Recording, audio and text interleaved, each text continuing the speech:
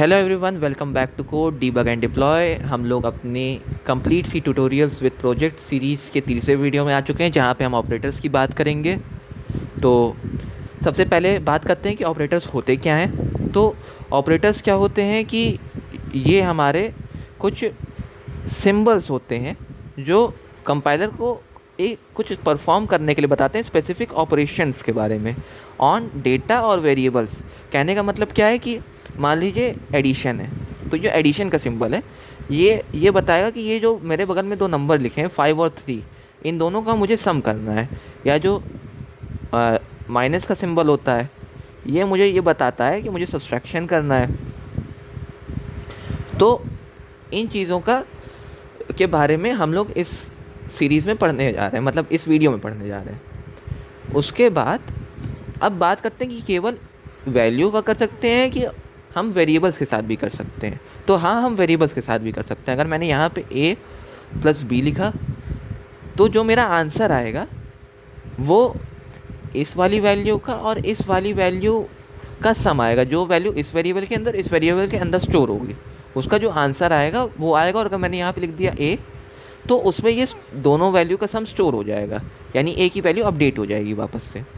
तो उसके बाद फिर बात करते हैं कि ऑपरेटर्स होते कितने टाइप्स के हैं।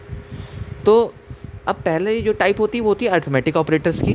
अर्थमेटिक ऑपरेटर्स में एडिशन, सब्ट्रैक्शन, मल्टीप्लिकेशन, डिवीजन और मॉड्यूलस ऑपरेटर्स होते हैं। एडिशन ऑपरेटर जैसे कि हम जानते हैं अर्थमेटिक ऑपरेशंस जो हम करते हैं 5 + 3 जिसकी वैल्यू 8 आएगी, फिर उसके बाद 5 - 3 2 15 1, ये इस वाले वैल्यू में आपको ध्यान रखना है। अगर आपका न्यूमरेटर और डिनोमिनेटर दोनों इंटीजर वैल्यू हैं तो भले ही आपका जो आंसर आ रहा है वो फ्रैक्शनल वैल्यू आए, लेकिन वो केवल इंटीजर वैल्यू को ही इंक्लूड करेगा। यानी 5/3 एक्चुअल में तो 1.66 होता है, लेकिन यहाँ पे केवल इंटीजर वैल्यू को वो ले रहा है। 0.66 या डेसिमल के आगे की जितनी वैल्यू हो उसको वो डिलीट कर दे रहा है और अपने आप। अगर आपको इस प्रॉब्लम को सही करना है तो आपको यहाँ पे लिखना होगा 5.0/3 या 5/3.0 या 5.0/3.0। ये सारे तरीके से आप इसको लिख सकते हैं। उसके बाद नेक्स्ट है relational operators. Relational operators basically comparison करते हैं दो वेरिएबल्स या वैल्यूज़ के बीच में, और जो इनका आउटपुट आता है वो या तो ट्रू आता है या तो फॉल्स आता है। तो अब जैसे हमारा जो पहला ऑपरेटर है वो है डबल इक्वल टू। तो डबल इक्वल टू यहाँ पे हमको कंपेयर कराते हैं दोनों वैल्यूज़ को कि दोनों इक्वल हैं कि नहीं है। अगर दोनों वैल्यूज़ इक्वल होंगी तो मेरा जो रिजल्ट आएगा इसमें वो ट्रू आएगा, और अगर दोनों इक्वल नहीं होंगी तो फॉल्स आएगा। वहीं नॉट इक्वल टू वाले केस में इसी का जस्ट उल्टा हो जाएगा। अगर मेरी वैल्यू नहीं इक्वल है ए और बी तो मेरा जो आंसर आएगा वो ट्रू आएगा, और अगर वैल्यू इक्वल है तो फॉल्स आ जाएगा। फिर उसके बाद greater than and less than है, और ग्रेटर देन और इक्वल टू और लेस देन और इक्वल टू है। तो जैसे कि हम नॉर्मल मैथमेटिक्स में पढ़ते हैं कि अगर ग्रेटर देन ऑपरेटर में क्या होगा कि अगर वैल्यू स्ट्रिक्टली मतलब ए और ए से मतलब वैल्यू ए बड़ी ही है बी से, ऐसा ये भी नहीं कि ए इक्वल टू बी हो गया, ये भी अगर केस आएगा तब भी वैल्यू फॉल्स हो जाएगी, मतलब जो मेरा रिजल्ट आएगा वो फॉल्स आ जाएगा। लेकिन अगर ए ग्रेटर देन बी है तो वैल्यू ट्रू हो जाएगी, यानी कि वैल्यू तभी ट्रू होगी जब ए ग्रेटर देन बी होगा। ए इक्वल टू बी में भी वैल्यू फॉल्स हो जाएगी। लेकिन ये ग्रेटर और इक्वल टू वाले ऑपरेटर में क्या होगा कि अगर वैल्यू ग्रेटर नहीं है इक्वल टू भी है तो भी मेरा जो रिजल्ट आएगा वो ट्रू आएगा, और बाकी हर केस में फॉल्स हो जाएगा।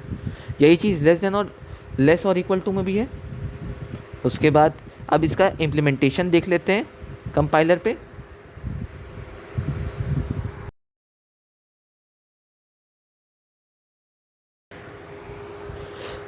तो अब हम लोग आ चुके हैं अपने कंपाइलर पे। तो अब स्टार्ट करते हैं।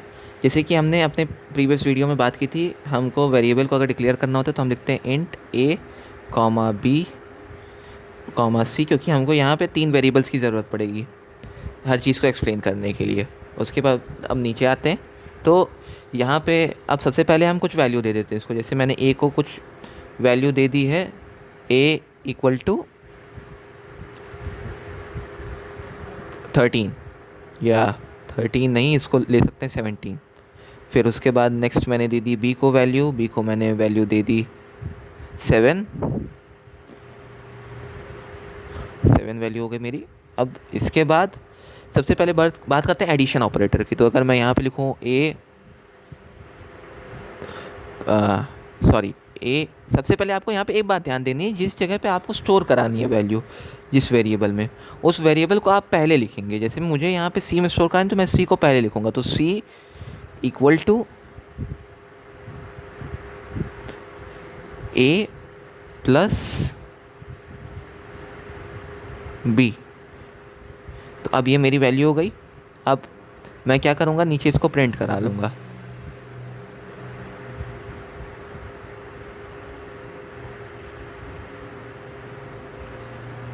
प्रिंट एफ और यहाँ पे %d, जैसे कि हम लोग पहले भी देखे थे, अगर हम इंटीजर वैल्यू लेते हैं तो हमें %d लिखना होता है, बाकी हर वैल्यू का अपना अलग अलग होता है।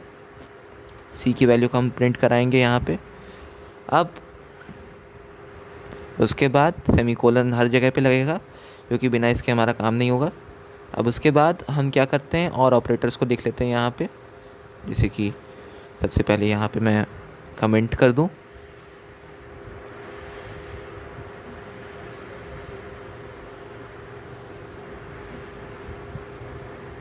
अब copy and paste,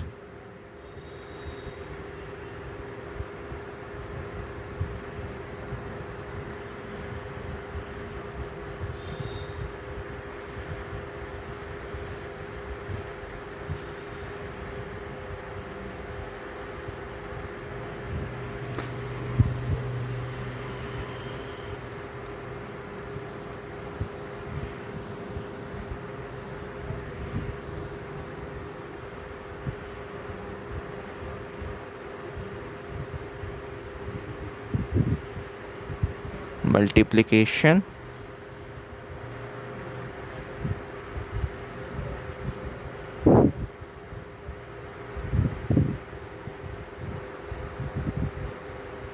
division and modulus. ऐसा ऑपरेटर्स भी चेंज कर दूं, मॉड्यूलर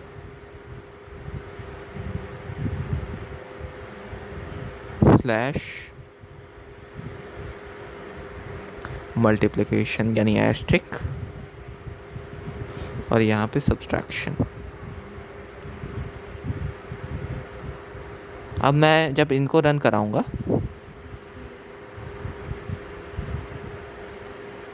एक मिनट, थोड़ा इसको और अच्छे से कर लेते हैं बैकस्लैश n की मदद से। सी में आपको इसका भी ध्यान देना पड़ेगा कि जो आपका printf ऑपरेटर होता है, ये ऑटोमेटिकली आपको नेक्स्ट लाइन या फिर स्पेस नहीं देता। यहाँ पे अगर आपको नेक्स्ट लाइन या स्पेस देना है तो आपको स्पेसिफिकली बैकस्लैश n का यूज़ करना पड़ेगा या बैकस्लैश t का यूज़ करना पड़ेगा, जिससे चीज़ें अच्छे से सेट हो जाएं।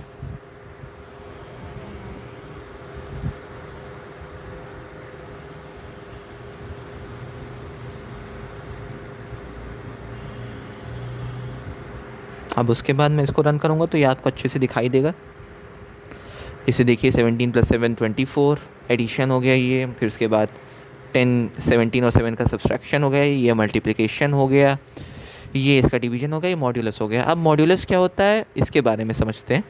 तो मॉड्यूलस ऑपरेटर क्या करता है कि जैसे मेरे पास दिया है ए 17 और बी दिया है 7, तो ये क्या करेगा, पहले इन दोनों का डिवीजन परफॉर्म कराएगा, और डिवीजन परफॉर्म करने के बाद जो रिमाइंडर आएगा उसको आउटपुट की तरीके से डिस्प्ले कर देगा। जैसे 17 को अगर हम 7 से डिवाइड करेंगे तो 7 2 टाइम्स कैंसिल होगा और आंसर आएगा 14, रिमाइंडर बचेगा 3, तो 3 को वो डिस्प्ले कर देगा। जैसे यहाँ पे हम देखें तो 3 डिस्प्ले हो रहा है एज अ रिज़ल्ट।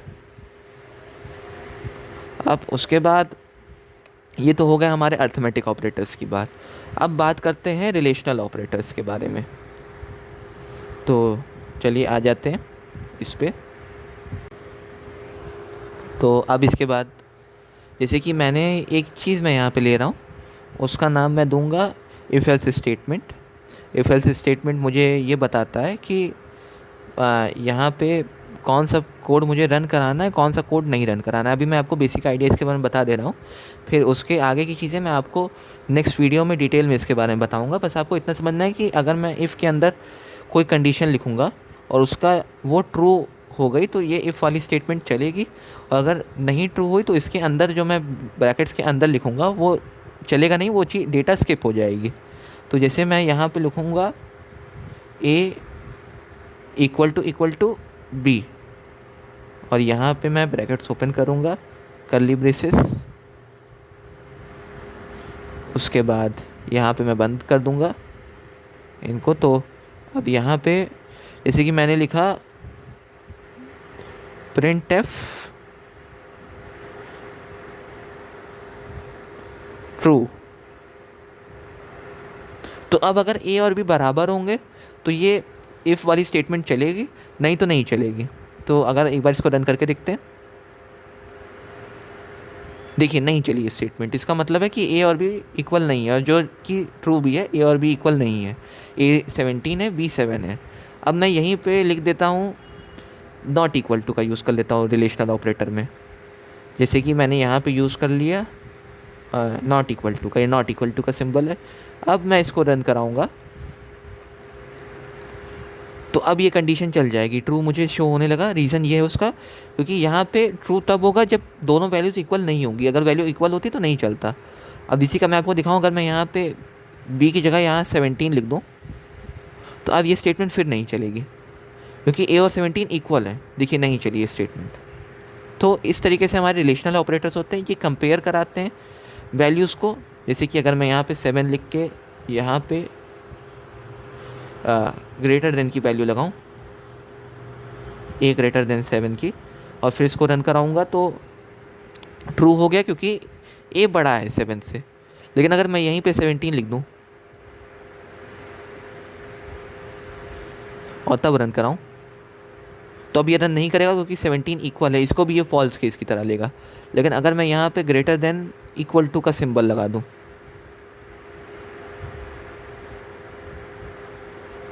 अब यहीं पे पूरा केस चेंज हो जाएगा, ट्रू हो गया फिर से, क्योंकि इक्वल टू की वैल्यू कंसीडर हो रही है अब यहाँ पे। तो ये हमारे कुछ रिलेशनल ऑपरेटर्स थे। तो चलिए अब कुछ और ऑपरेटर्स के बारे में देख लेते हैं आगे, फिर वापस कंपाइलर पे आते हैं।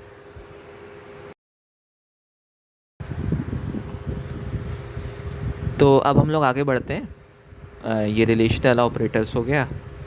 अब ये एक मीम है, ये बस मैंने इसको इसलिए ले लिया क्योंकि इसमें एक अच्छे तरीके से रिप्रेजेंटेशन हो रही थी कि कैसे आप प्रोग्राम को ऑपरेटर्स की मदद से छोटा कर सकते हैं। जैसे कि इतने बड़े प्रोग्राम का भी सेम मीनिंग है, इतने बड़े प्रोग्राम का भी सेम मीनिंग है, इतने बड़े प्रोग्राम का भी सेम मीनिंग है। तो इन सब चीज़ों को जैसे जैसे प्रोग्रामिंग करेंगे वैसे वैसे और अच्छे से समझ में आता जाएगा। तो अभी के लिए आगे बढ़ते हैं। तो अब बात आती है लॉजिकल ऑपरेटर्स की। तो लॉजिकल ऑपरेटर्स क्या होते हैं? लॉजिकल ऑपरेटर्स बेसिकली जैसे यहाँ पे लिखा भी है, लॉजिकल एंड, लॉजिकल और, लॉजिकल नॉट। तो एंड और नॉट समझ के आप लोगों को थोड़ा बहुत तो ये आइडिया पड़ रहा होगा कि ये लॉजिक गेट्स की बात यहाँ पे हो रही है। जैसे कि हम लोग एंड गेट बनाते थे, और गेट बनाते थे, नॉट गेट बनाते थे। यहाँ पे भी कुछ वैसा ही कुछ है, बस यहाँ पे थोड़ा सा डिफरेंस ये है कि जैसे हमारा जो यहाँ पे फाइनल मोटो है इसको यूज़ करने का, वो है ट्रू या फॉल्स देने का वैल्यू, कि किस कंडीशन पे मुझे वैल्यू ट्रू देनी है, किस कंडीशन पे मुझे वैल्यू फॉल्स देनी है।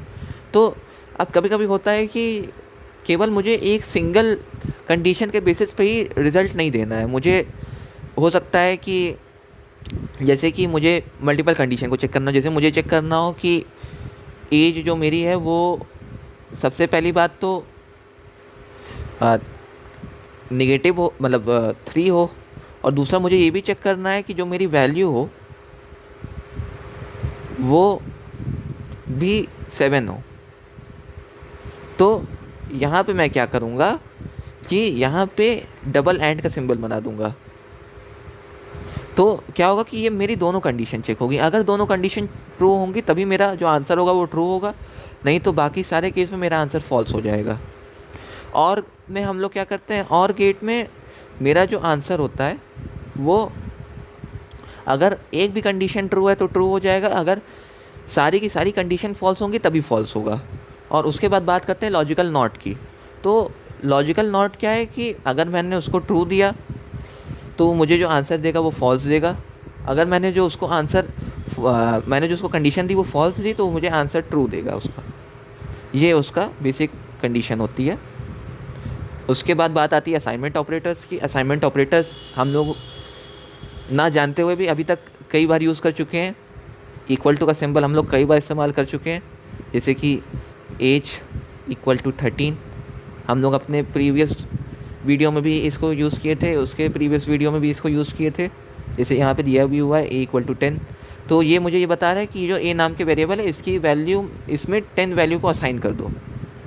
फिर उसके बाद ये, जैसे कि ये एक परफेक्ट एग्जांपल है ऑपरेटर्स के कोड रिडक्शन में मदद करने का। जैसे कि मुझे लिखना है a is equals to A plus 5, यानी जो ए की वैल्यू है, जैसे कि मान लीजिए मेरी जो एज की वैल्यू है वो 13 पहले से है, अब मुझे उसमें 5 और ऐड करना है। तो या तो मैं एज इक्वल टू 13 प्लस 5 करूँ, एक तरीका तो ये है।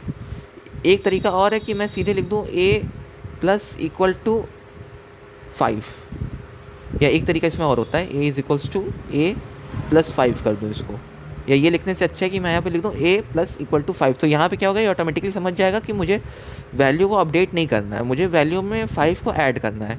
जैसे अगर मैं ए इक्वल टू 5 करता तो इस कंडीशन में क्या होता कि मेरी जो 10 की वैल्यू थी वो यहाँ से डिलीट होकर वैल्यू 5 हो जाती, लेकिन यहाँ पे मेरी वैल्यू डिलीट नहीं होगी, यहाँ पे मेरी वैल्यू में 5 का इंक्रीमेंट हो जाएगा।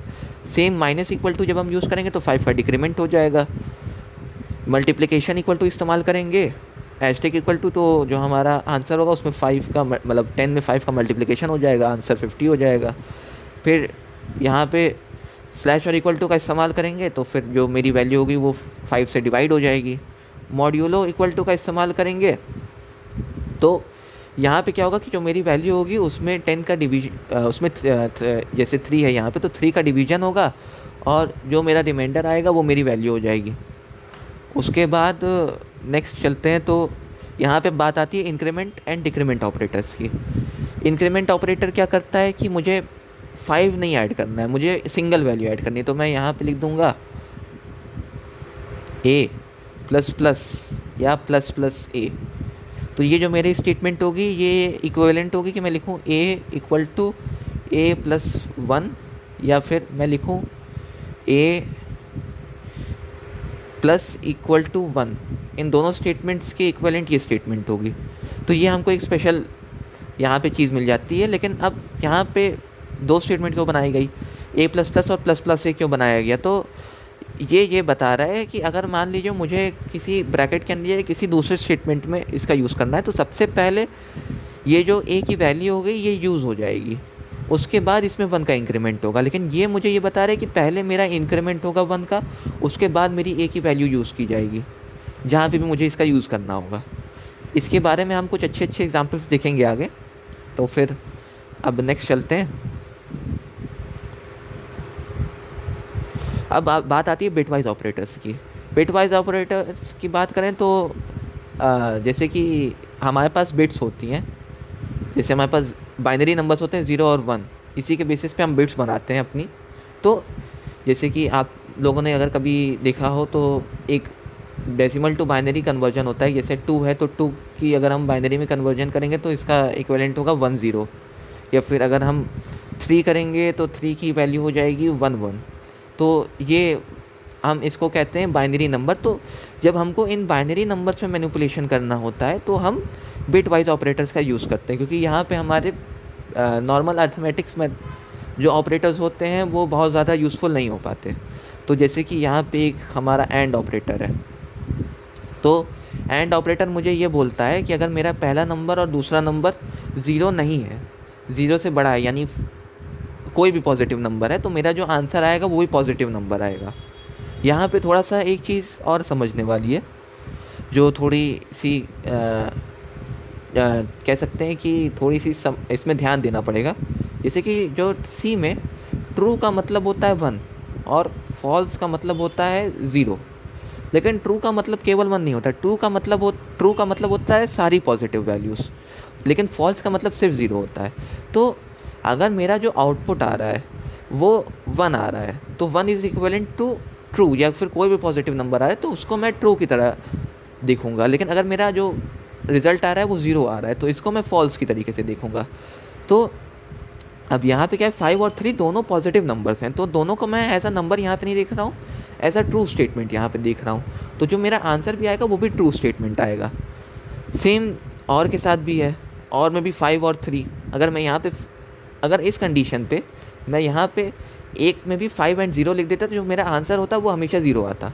लेकिन इस कंडीशन में ऐसा नहीं होता, अगर मैं यहाँ पे 5 और 3 की जगह 5 और 0 भी लिख देता तो यहाँ पे भी मेरा आंसर 1 ही आता या कोई भी पॉजिटिव वैल्यू आती। सेम एक्सॉर के साथ है। एक्सॉर, जैसे हम एक्सॉर गेट की बात करते हैं तो एक्सॉर गेट की तरह ही जो हमारा जिस तरीके से एक्सॉर गेट काम करता है ट्रू और फॉल्स इनपुट देने पे, वैसे ये भी होगा। जैसे यहाँ पे देख रहे हैं दोनों स्टेटमेंट ट्रू है तो मुझे ट्रू वैल्यू मिल रही है। फिर से यहाँ पे एक बात आप देख सकते हैं, सिर्फ हमेशा 1 ही नहीं आता आउटपुट में, 6 भी आ सकता है और भी कोई पॉजिटिव नंबर आ सकता है। अगला है नॉट ऑपरेटर। नॉट ऑपरेटर, जैसा कि आप जानते हैं कि अगर मैंने इसका 5 लिया तो ये क्या करेगा, मुझे उसका बिट वाइज कॉम्प्लीमेंट दे देगा। अगर आपने कभी कॉम्प्लीमेंट के बारे में सुना हो, 1s कॉम्प्लीमेंट या 2s कॉम्प्लीमेंट के बारे में, तो यहाँ पे हमको 2s कॉम्प्लीमेंट मिलता है। 2s कॉम्प्लीमेंट निकालने का तरीका ये होता है कि जैसे मुझे कोई बाइनरी नंबर दिया है 101, तो पहले मैं इसमें क्या करूँगा, इसको सब्ट्रैक्ट कर दूँगा इसके हाईएस्ट डिजिट से, यानी 111 से, इसके हाईएस्ट बाइनरी नंबर से, तो मेरा जो आंसर आएगा वो 010 आ जाएगा। और इसमें मैं एक नंबर सिंगल बिट का एडिशन करूँगा तो जो मेरा आंसर आएगा वो 011 आएगा। तो मेरा 101 का 2s कॉम्प्लीमेंट 011 आ गया। ये चीज़ हो गई। उसके बाद बात आती है लेफ़्ट शिफ्ट और राइट शिफ्ट। तो ये क्या क्या है, ये भी काफ़ी अच्छी चीज़ है, काफ़ी इनका यूज़ होता है।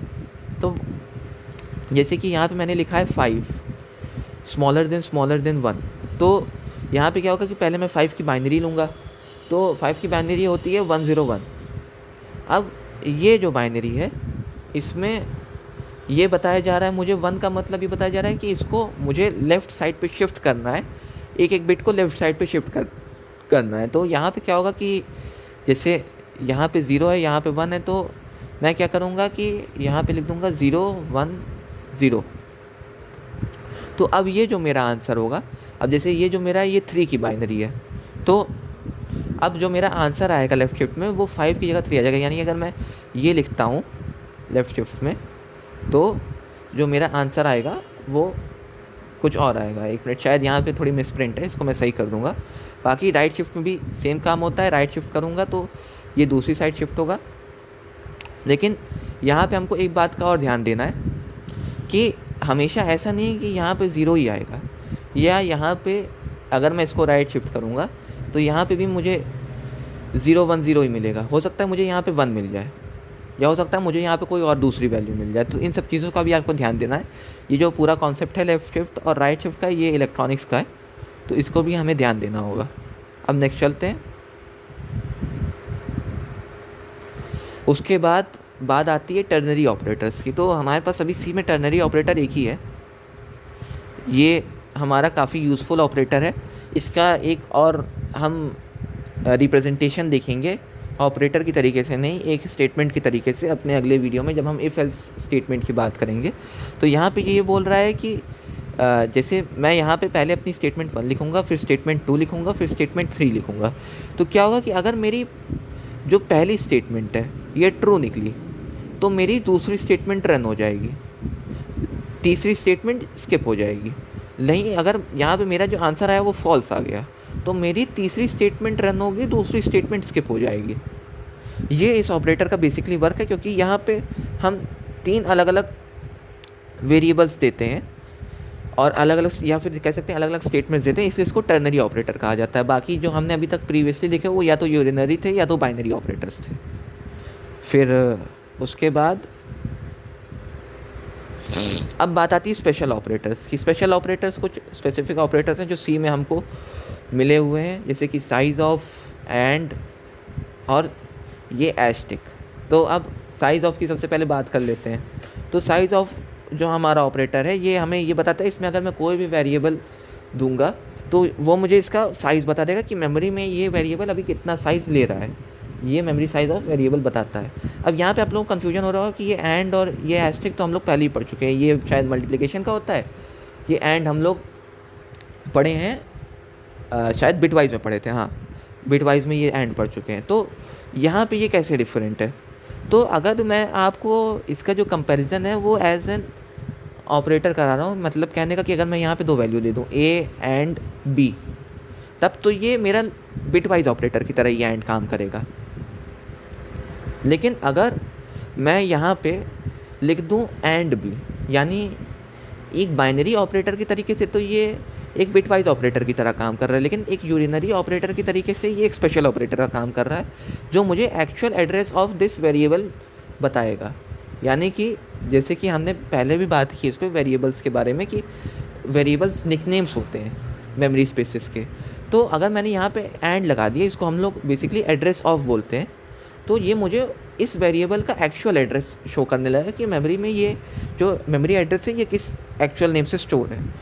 यही कुछ एस्टिक का भी वर्क आता है। एस्टिक जो हम लोग पहले देख रहे थे मल्टीप्लिकेशन में ए स्टार बी को, ये हमारा एज अ बाइनरी ऑपरेटर हम देख रहे थे, लेकिन अगर हम इसको एक यूरिनरी ऑपरेटर की तरीके से देखते हैं तो ये मुझे एक आगे कॉन्सेप्ट आएगा पॉइंटर्स का। पॉइंटर्स का कॉन्सेप्ट हम लोग अपनी सीरीज़ के लेटर हाफ में देखेंगे कि कैसे उनको डिक्लेयर करते हैं। तो ये एक तरीका हो जाता है एक पॉइंटर को डिक्लेयर करने का, एक पॉइंटर वेरिएबल को डिक्लेयर करने का।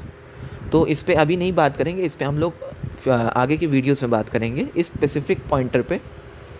तो अब इसके बाद ऑपरेटर प्रेसिडेंस पे, तो जैसे हम लोग सब लोग मैथमेटिक्स में एक रूल पढ़े हैं, बॉडमास रूल, जिसमें हम लोग बताते थे कि अगर हमको एक इक्वेशन मिल गई जिसमें मल्टीपल ऑपरेटर्स लगे हुए हैं तो उसको किस सीक्वेंस पे सॉल्व करना है। तो ये टेबल भी हमको यही बता रही है कि अगर हमारे पास मल्टीपल ऑपरेटर्स एक ही स्टेटमेंट में आ गए तो हमको किस तरीके से उसको यूज़ करना है। तो ये पूरी टेबल बनी हुई है, इसमें बता रहा है कि पहले ब्रैकेट्स का यूज़ करना है, फिर स्पेशल ऑपरेटर्स इंक्रीमेंट्स का यूज़ हम कर सकते हैं, फिर उसके बाद और यहाँ पे एडिशन और सब्ट्रैक्शन का भी यूज़ कर सकते हैं, फिर उसके बाद मल्टीप्लिकेशन, डिवीजन और मॉड्यूलस का यूज़ कर सकते हैं जो अरिथमेटिक ऑपरेटर्स होते हैं। इस तरीके से ये टॉप टू बॉटम इसकी प्रायोरिटी सेट होती है। तो इसका आप लोग चाहें तो स्क्रीनशॉट ले सकते हैं, या जब इसकी नोट्स अपलोड होंगी डिस्क्रिप्शन पे तो आप वहाँ से भी इसको देख सकते हैं। तो इस पर मैं अभी बात नहीं करूँगा क्योंकि ये पूरा थ्योरेटिकल है, पूरा टेबल पे बेस्ड है। आपको इसको ध्यान रखना और आप आसानी से किसी भी तरीके की प्रेसिडेंस को सॉल्व कर लेंगे।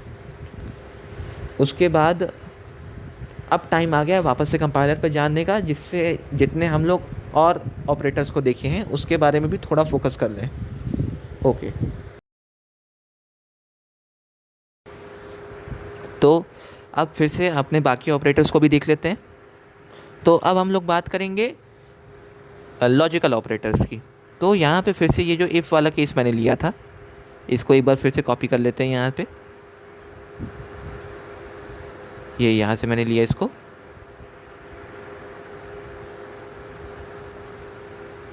और यहाँ पे पेस्ट कर दिया। अब यहाँ पे मैं आपको कुछ लॉजिकल ऑपरेटर्स के बारे में दिखाता हूँ। जैसे कि मैंने यहाँ पे लिख दिया a इक्वल टू 17, ये स्टेटमेंट ट्रू है, और यहाँ पे लगा दिया डबल एंड, और फिर यहाँ पे मैंने लिखा, यहाँ पे एक मिनट बैकस्लैश एन लगा दूँ,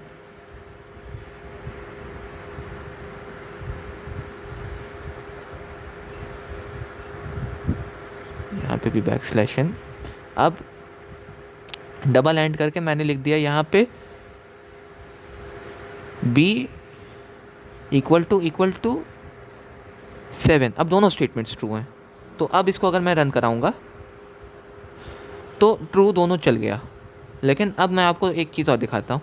अगर मैं यहाँ पे 7 की जगह 17 कर दूँ, अब इसको अगर मैं रन कराऊँ तो ये नहीं चलेगा क्योंकि एक स्टेटमेंट फॉल्स हो गई। लेकिन अब यहीं पे मैं एंड ऑपरेटर की जगह यूज़ कर लूँ और लॉजिकल और का, तो अब ये चल जाएगा क्योंकि एक स्टेटमेंट मिनिमम ट्रू है। लेकिन अगर मैं दोनों को फॉल्स कर दूँ तो ये भी नहीं चलेगी। अब इसके बाद आती है जो हमारे और ऑपरेटर्स हैं, जैसे कि नॉट ऑपरेटर हो गया। अब नॉट ऑपरेटर क्या बोलता है,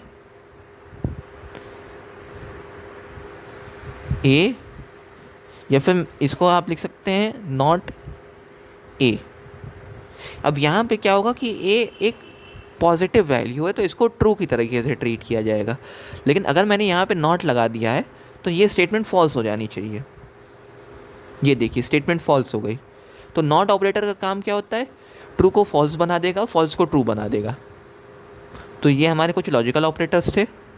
अब इसके बाद अगर हम बात करें कुछ और ऑपरेटर्स के बारे में, जैसे कि हमारे पास बिटवाइज ऑपरेटर्स हैं, असाइनमेंट ऑपरेटर्स हैं, और अलग अलग तरीके के ऑपरेटर्स हैं। असाइनमेंट ऑपरेटर्स आप यहाँ पे देख चुके हैं, ये असाइनमेंट ऑपरेटर का ही एक एग्जाम्पल है, C equal to A modulo B.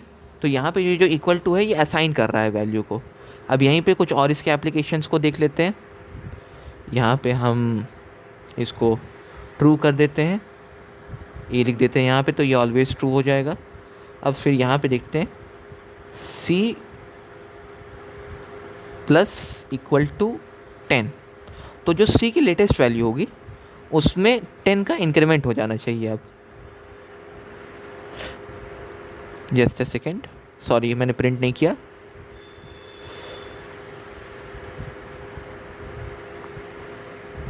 printf %d और फिर यहाँ पे c,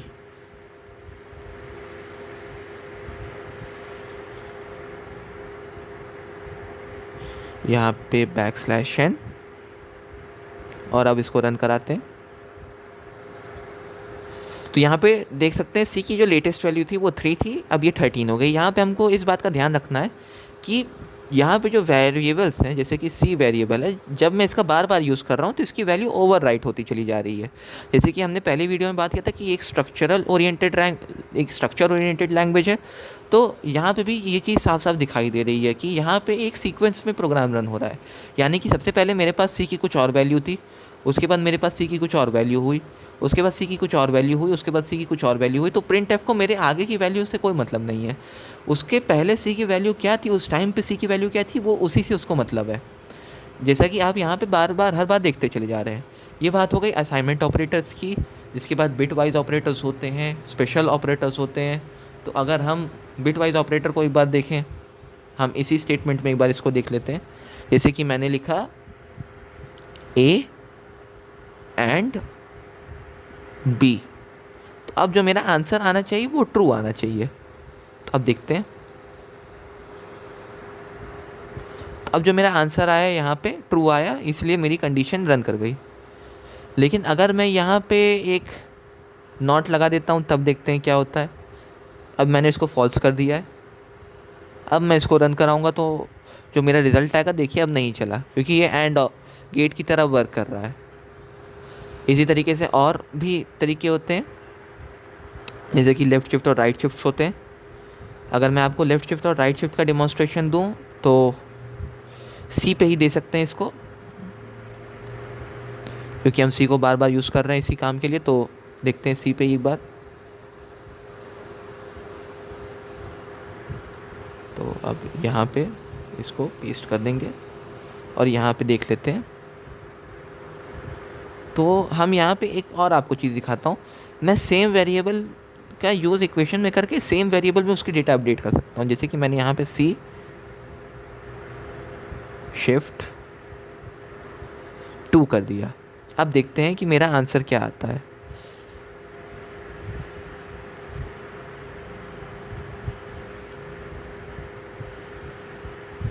$52 आ गया।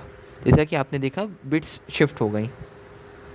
तो अब इसमें ये बात का आपको ध्यान रखना है कि अगर मैं इसमें लेफ़्ट शिफ्ट कर रहा हूँ तो वैल्यू इंक्रीज़ करेगी, राइट शिफ्ट कर रहा हूँ तो वैल्यू डिक्रीज़ करेगी। अब उसके बाद अगर हम इसमें इवन नंबर्स को लेते हैं तो ये भी बात होती है कि लेफ़्ट शिफ्ट में वैल्यू डबल होती है, राइट शिफ्ट में वैल्यू हाफ हो जाती है। तो अब यहाँ से हमारे ये सब हो गए। अब स्पेशल ऑपरेटर्स की कुछ बात करते हैं। जैसे कि हमने बात किया था साइज़ ऑफ की, तो हम साइज़ ऑफ में सीधे सी का ही एक एग्ज़ाम्पल ले लेते हैं, क्योंकि बाकी ऑपरेटर्स अभी आपको उनका यूज़ आगे दिखाई देगा, तो अभी हम उनकी बात नहीं करेंगे बाकी दोनों ऑपरेटर्स की, क्योंकि आगे उनका एक बहुत ही अच्छा खासा डेमोन्स्ट्रेशन है। तो सबसे पहले बात करते हैं सी की। तो यहाँ पे हम लिख देंगे, जस्ट अ सेकेंड, यहाँ पे एंटर करके सी इक्वल टू साइज ऑफ सी, या हम ए ले लेते हैं इसमें। अब जैसे आप देख रहे हैं साइज ऑफ एक कीवर्ड है, तो ये उसी तरीके से काम करेगा। अब इसको हम रन करा के देखते हैं। देखिए साइज़ एक आ गया, ए एक हमारा इंटीजर डेटा टाइप है, इसके लिए 4 बाइट्स का यूज़ कर रहे हैं ये इस समय। ये सिस्टम पे डिपेंड करता है जो साइज़ होता है, जैसे कि कुछ जगहों पे 32 बिट का सिस्टम होता है, कुछ जगहों पे 64 बिट सिस्टम होता है। तो आपकी जो मेमोरी साइज़ होती है वो उसी पे डिपेंड करती है। 32 में हाफ होता है वैल्यू, 64 में ज़्यादा होता है। जो मैंने आपको फर्स्ट टाइम टेबल दिखाई थी वो 32 बिट सिस्टम की टेबल थी। तो अगर आप 64 बिट सिस्टम का यूज़ कर रहे हैं तो वहाँ पे आपकी साइज़ ऑटोमेटिकली डबल हो जाएगा। अब उसके बाद ये हमारा स्पेशल ऑपरेटर्स भी कंप्लीट हो गए। अब एक बार मैं आपको टर्नरी ऑपरेटर्स का डेमोन्स्ट्रेशन दे रहा हूँ। तो यहाँ पे करते हैं a इक्वल टू b, जो कि हमको मालूम है कि एक फॉल्स स्टेटमेंट है। अब यहाँ पे हम printf लेते लेते हैं।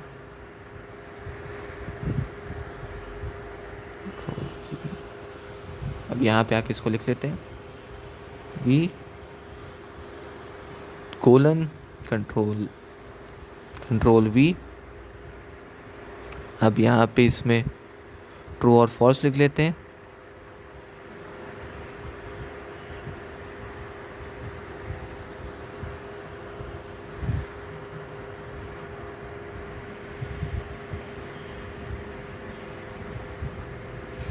अब इसको एक मिनट, अब इसको यूज़ करते हैं।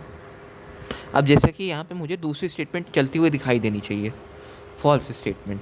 तो देखते हैं, जैसा कि आपने देखा फॉल्स स्टेटमेंट रन कर गई, तो ये हमारा प्रोग्राम सही तरीके से रन कर रहा है। अगर यहीं पे मैं यूज़ कर लूँ 17 का, तो मेरी पहली स्टेटमेंट यूज़ होनी चाहिए। तो देखिए ये ट्रू हो गया। तो फाइनली ये हमारे सारे सी के ऑपरेटर्स थे जिनके बारे में हमने डिस्कस कर लिया। तो अब वापस अपने प्रेजेंटेशन पे चलते हैं। तो अब हमारी ये वीडियो यहाँ पे कंप्लीट होती है।